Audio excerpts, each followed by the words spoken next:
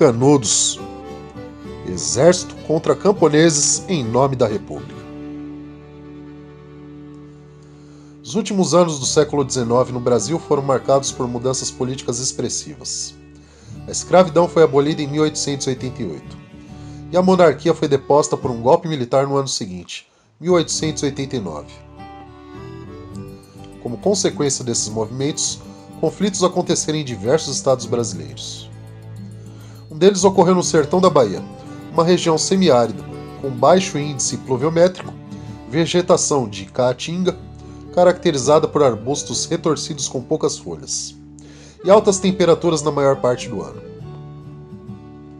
Naquele cenário, que impunha à população uma série de dificuldades para sobreviver, um arraial de camponeses liderados por um homem chamado Antônio Conselheiro vivia à margem do poder instituído, negando-se a pagar impostos e atraindo a mão de obra local, que preferia viver com poucos recursos, mas de modo autônomo, a trabalhar nas fazendas.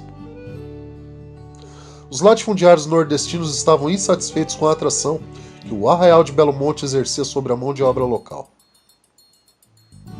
Além disso, Antônio Conselheiro era monarquista, não reconhecendo a República recém-implantada, fato que alivia o poder político ao poder econômico dos coronéis, contra Canudos, como era conhecida a região onde ficava Belo Monte. O nome Canudos vem de uma planta de haste oca, característica do local. Deve-se dizer que a posição de Conselheiro não era uma exceção naquela época. A República não contava com o apoio popular. Mesmo no Rio de Janeiro, a tropa do exército desfilou em 15 de novembro de 1889, para marcar a proclamação, em ruas vazias com o comércio fechado. Força desproporcional. A situação do arraial de Canudos tornou-se crítica quando, em novembro de 1896, Antônio Conselheiro foi buscar em Juazeiro, com a ajuda de seus seguidores, material de construção para terminar a igreja de Belo Monte. Ele o havia comprado e pago, não sendo entregue por falta de transporte. Arlindo Leone, juiz de direito, telegrafou ao governador da Bahia, Luiz Viana, pedindo providências para defender Juazeiro, alegando que a cidade estava sendo ameaçada de invasão pelos jagunços de Conselheiro. 100 praças, sob comando do tenente Manuel da Silva Pires Ferreira, se dirigiram para Juazeiro, mas não esperavam que os jagunços chegassem à cidade, investindo contra eles no povoado de Uauá. Os sertanejos se defenderam e venceram os soldados com clavinotes, carabina pequena, facões de folha larga, foices, chuchos de vaqueiro, objeto artesanal pontiagudo e metálico, e outros instrumentos rudes que portavam. O general Frederico Solon considerou o ocorrido uma afronta ao exército e à sua autoridade, e decidiu enviar, em janeiro de 1897, uma segunda expedição contra Canudos, maior e mais bem armada. 543 soldados, 14 oficiais, 2 metralhadoras Nordenfeldt e 2 canhões Krupp 7,5. Estavam sob o comando do Major Febrônio de Brito. Um novo fracasso.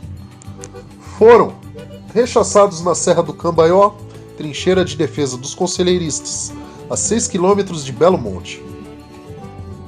Segundo Euclides da Cunha, na obra que imortalizou o episódio Os Sertões, cada seguidor de Conselheiro se transformava em guerrilheiro Tug, intangível, tendo na Caatinga um aliado incorruptível do sertanejo em revolta.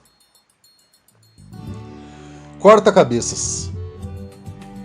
O vice-presidente do Brasil, Manuel Vitorino Pereira, que governava a República interinamente, devido a motivos de saúde do presidente Prudente de Moraes, enviou contra Canudos uma terceira expedição, ainda mais bem preparada para o combate que a anterior. 1.281 soldados sob o comando do coronel Antônio Moreira César, experiente militar que tinha reprimido uma tentativa de desmembramento do Rio Grande do Sul em 1895. Desde então, ganhou o apelido de Corta-Cabeças, por praticar a degola de forma sistemática durante aquele episódio.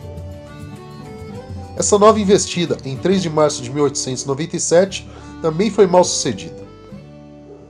Coronel Moreira César foi alvejado e morreu em conflito, causando grande repercussão no Rio de Janeiro e em São Paulo. Mesmo com as investidas violentas contra Canudos, centenas de sertanejos continuavam a migrar para lá. Os combatentes de Antônio Conselheiro conseguiram resistir porque se moviam com velocidade na Caatinga, surpreendendo e emboscando as tropas do exército, que eram formadas por soldados e líderes de outros estados brasileiros, não acostumados à aridez do sertão. Além disso, os conselheiristas foram conseguindo mais e melhores armas ao longo das sucessivas investidas, apreendidas ou abandonadas pelas expedições anteriores que batiam em retirada. Mas não foi possível a Canudos se manter frente ao quarto assalto do exército brasileiro, que mobilizou para a empreitada um terço de seu efetivo, cerca de 10 mil homens, munidos com 18 canhões. Antônio Conselheiro faleceu no dia 22 de setembro de causas indeterminadas. As tropas do governo tiveram cerca de 5 mil baixas durante a campanha. Euclides da Cunha, que cobria a guerra para o jornal O Estado de São Paulo, anotou que Canudos não se rendeu. E mais, aquilo não era uma campanha, era uma charqueada. Arrematando, a repressão tinha dois polos, o incêndio e a faca. O arraial, depois de um ano de violentos combates, foi inteiramente destruído em outubro de 1897, com o exército ateando-lhe fogo ao final.